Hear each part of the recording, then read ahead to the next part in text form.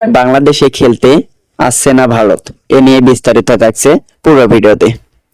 আগামী আগস্টে সাদা বলের ফরম্যাটে সিরিজ খেলতে বাংলাদেশে আসার কথা রয়েছে ভারতের।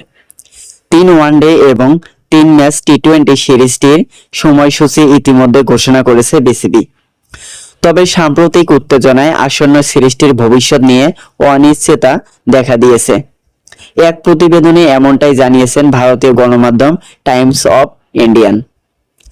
সাম্প্রতিক কাশ্মীরে পেহেলগামে বন্দুকধারীদের হামলায় কেন্দ্র করে দুই চির প্রতিদ্বন্দ্বী ভারত ও পাকিস্তানের মধ্যে চরম উত্তেজনা বিরাজ করছে। যে কোনো মুহূর্তে যুদ্ধ শুরু হয়ে যেতে পারে বলে আশঙ্কা প্রকাশ করেছে অনেকে। প্রতিবেশী বাংলাদেশের সঙ্গে বেশ কয়েক মাস ধরেই শীতল সম্পর্ক চলছে ভারতের। এর মধ্যে নতুন করে উত্তেজনা আরো বেড়েছে। এমন প্রেক্ষাপটে আগস্টে ভারতীয় ক্রিকেট দলের বাংলাদেশের সফর অনিশ্চয়তার মুখে পড়েছে। এই সফরে ক্যালেন্ডার অংশ পূর্ব নির্ধারিত হলেও এখনো কিছু চূড়ান্ত হয়নি।